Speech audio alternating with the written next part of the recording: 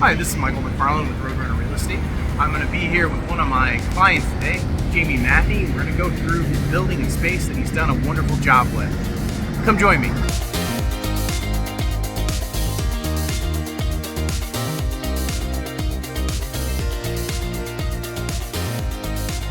Why downtown Bloomington? Mostly the architecture, mostly the history. If I hadn't become a computer technology professional originally, I probably would have been an architect. So I just love downtown and the history and everything that ties it all together. And so this is our third business we've had in downtown Bloomington, and we just love it down here. So why did you choose this building in downtown Bloomington as opposed to, I'm sure that there are many other locations, things you could have done. Yeah. Why did you say, hey, this is the building we're going to spend the most amount of time on? Because this wasn't like an overnight thing. This was like, It took some time for you to get here. This took 9 years. I kept trying to buy this building. I made offers on it over the course of 9 years before the past owner said yes. But we looked at every building in downtown. As our business grew, every time a property came open, we looked at it, you were with me on a lot of those visits, and we looked and talked about every property all the way through the downtown area. I knew that we wanted to be downtown because of the walking traffic, because of the sense of community that we have down here. All the business owners really work together to help each other be more successful. So I knew I wanted to be downtown, but I just couldn't find a different property that made sense. A big part of the reason why this property is it has a 9.5 foot tall ceiling in the basement. So we wanted to be able to use the first floor space and the basement space for our gameplay area. Okay. And nothing else anywhere in town had a basement with the ceilings that were that tall to feel open for an event space that made people not feel cramped like they were shoved in the basement. Okay. Well, why don't we take a tour into what the space used to look like, and then I'm sure you're going to be excited about talking about what your space now looks like. Yes, we have done next to nothing in the space that we're about to walk into, so this will be a good representative of what the entire building looked like when we started.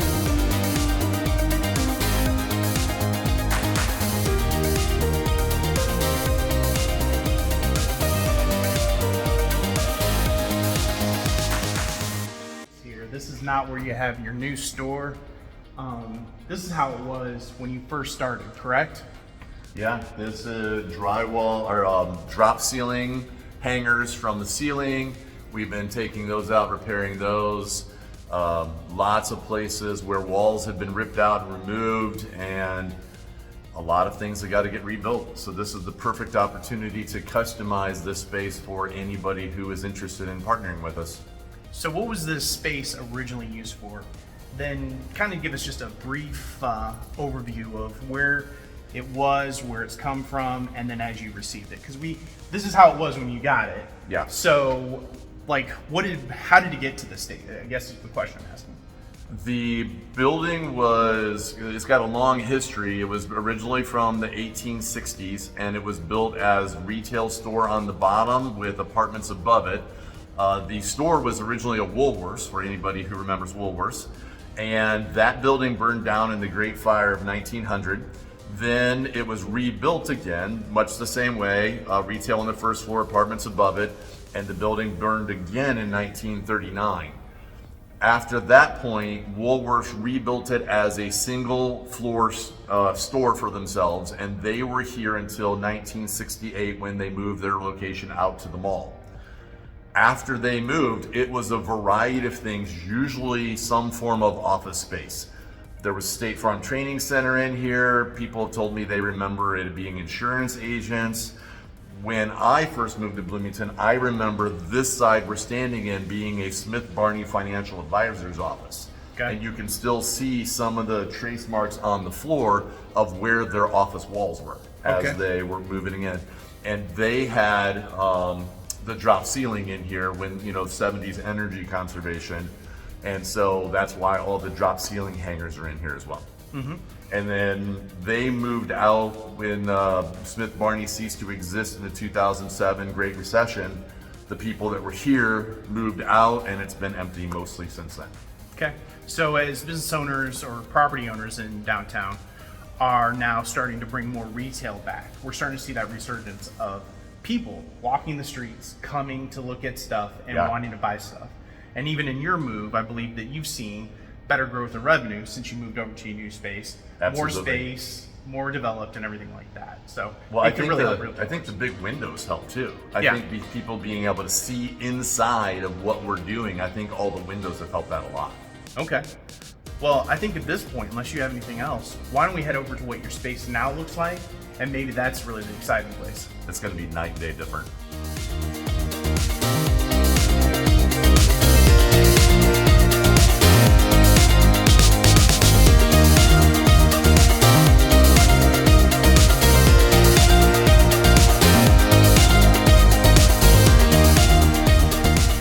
Okay, so welcome inside of Red Raccoon Games.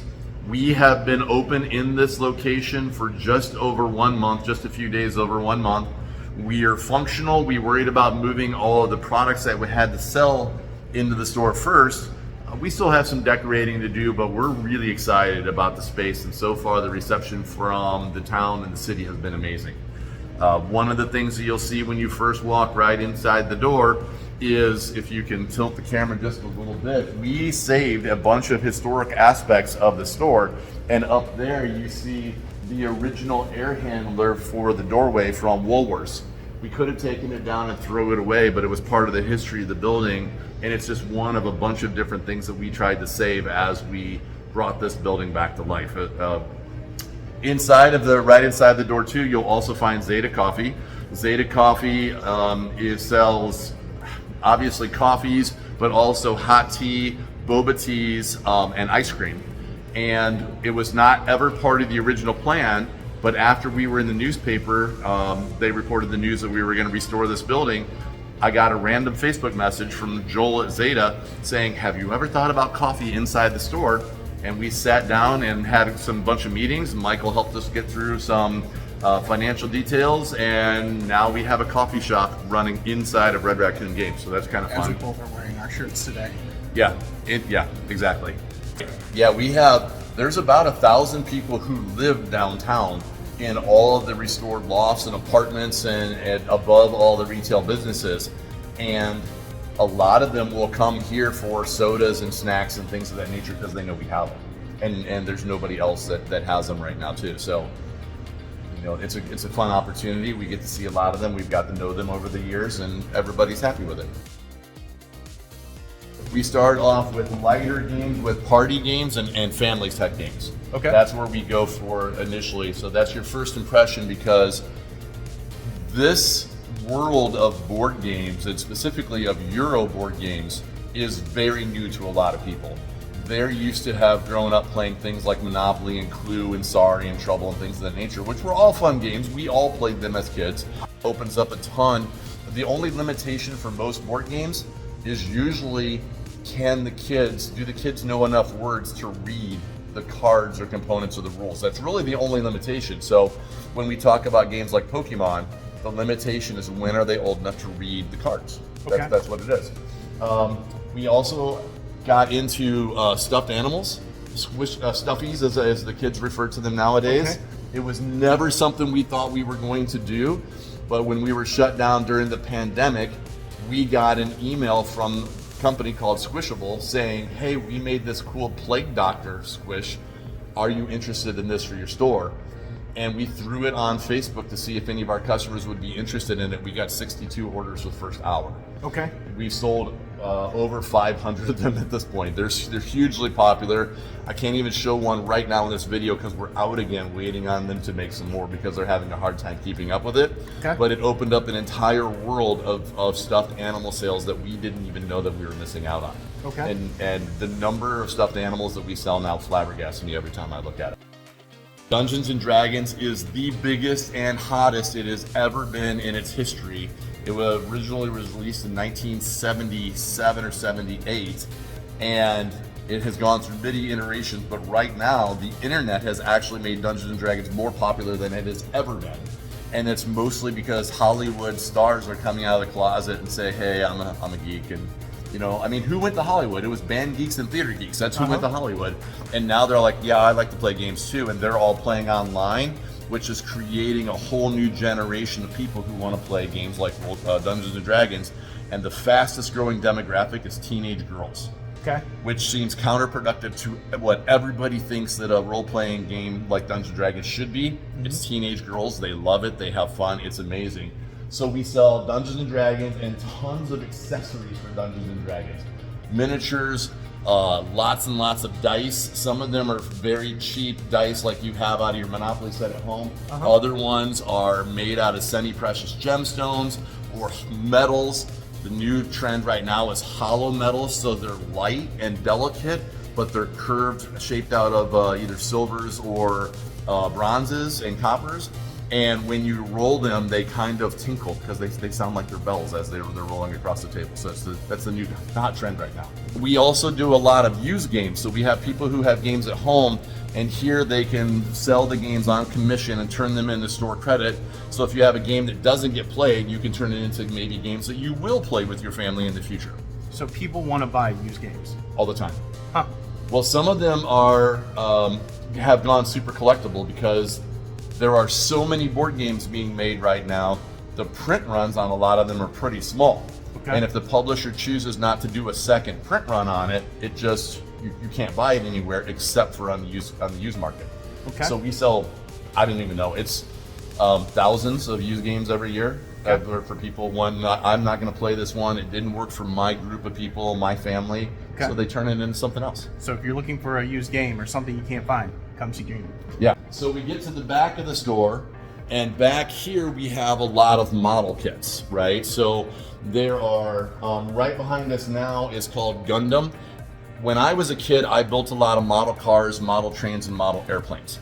This is those same kits for a whole new generation, but now we're building model robots. So a lot of them are based on cartoons and anime, and they're very easy to put together. The plastics are already colored, so you can choose to paint them, or you don't have to paint them if you don't want to. But it's growing in popularity, and we also have one night a month where everybody comes in and brings all their stuff with them, so that they can build together. And so it's a really cool community. They chat with each other all month long on Discord, and then they come hang out together one night a month, and they share tips and tricks on how to better build, how to color things, how to ink things, how to paint things. Pretty cool community. We're building armies to do warfare with each other. The most popular one of those games is called Warhammer 40,000. Warhammer 40,000 is humans have gone to space. We're 40,000 years in the future, and we have run into other civilizations that don't like us. Sometimes we don't even like ourselves, and we fight ourselves, right? And that's kind of the human existence. And so this is now cut the pieces out, paint them, glue them together, and I've got an entire army, and you brought an entire army, and we've got tables downstairs where we can set our armies up and see who's going to win, who's the better strategist. Okay. So it used to be older games. We do like armies from World War II or World War I or Napoleonic War. Now we're 40,000 years in the future. Okay. And with that goes a ton of accessories to paint. We do a lot of painting. We do a lot of gluing and building and basing, and so we sell a lot of modeling supplies. And some people don't even play the games. They just like to build them and paint them because painting is relaxing for them. Mm-hmm. Tons of people got through COVID sitting at home and building models and painting them. That's all they did. They never actually played the game a single time. They just wanted to paint them. And a lot of people tell us that it's relaxing and calming for them because there's a start and an end to painting something. Okay, Jamie, we're back outside after the tour and everything. So we've kind of shown how the building has gotten to the state where it's at, but you still have 5,500 square feet that need to get leased. Yeah, absolutely. So what do you think are the benefits to people coming and leasing that space? And then also, what is it you want to see that space be? Well, I think that a massive benefit is just the sheer amount of foot traffic that we get. That's actually pretty rare. Again, talking about the community that is downtown and people that come downtown and park and just walk around and shop at every store that's down here. We especially see that on Saturday mornings all summer long with the farmers market. The farmers market consistently draws between 1,300 and 2,000 people depending on what's in season. It'll get crazy high when corn and tomatoes come in season. That'll be the peaks. But even right now, just with the first round of peaches just came out. We also get a metric ton of traffic from Route 66. Right next to us here is the city's Route 66 marker for downtown Bloomington, because Main Street right here is Route 66. And then the museum is right there, and they have a pretty significant Route 66 Lincoln display, and they had 22,000 visitors last year who were in the museum that were traveling from Chicago all the way to Santa Monica, California to do the entire Route 66 experience. Last summer we had people from 13 countries that were in the store doing Route 66. So I think that's a pretty significant thing as well. This past weekend, just 2 days ago, there was a downtown concert, and that downtown concert brought in 5,000 people, and it sets up right here on the square. The square has become the cultural epicenter for a lot of things that happen in Bloomington. The Indian Fest, a lot of fundraisers, Route 66 vehicle like classic car cruise-ins, just tons of different events all happen right outside our front door. And you can see it's all glass right behind us, and inviting and welcoming people to come into our building. Okay. Who I would like to see, I want to see a retailer that comes down here that can benefit from the sheer amount of foot traffic that we're bringing in as Red Raccoon Games, and I want them to bring their own foot traffic that we can benefit from. I would like somebody that together we can build something bigger than each of us could be individually. So that's my perfect world. Is it? I don't know what kind of retailer it is, but this block, the 300 block of Main Street, is becoming a retail hub with us, Bloomington Spice Works, Reckless Saint, the record store, the Bead Parlor. There's 2 new stores that are opening in the next month down here. We're becoming the retail hub for all of downtown Bloomington, and I just want to keep that ball rolling and keep building on it. And more people are starting to live down here because we're starting to get new spaces, which draws in new people. Yeah, City Council just approved an apartment complex that's going to be 2 blocks away, and it will have 142 units in it, 144 units, I think it was. And so that's maybe 200 to 250 people that could possibly be living there. And that's 2 blocks away. And there's several more projects that are getting ready to launch that will also bring more people living in downtown Bloomington as well. We are going away from the mall culture, away from the strip mall culture, and we're going back to community culture. And that makes me happy. Well, and especially down here, we have a lot more people that are traveling through, and that's helping everything move quickly when it comes to leasing space and everything. So yeah, and we're a regional draw too. We have people that will drive from 2 hours around us just to come see us, because we are at this point the biggest game store in Central Illinois with the widest selection, and people know that want to shop for my product. So we'll pull people in from 2 hours away in every direction. Okay. Well, Jamie, thank you for your time today. Thank you. And for those of you that watch us, hopefully you'll enjoy this and learn a little bit more about downtown Bloomington. And if you're looking for space, call Roadrunner Real Estate. Sounds great.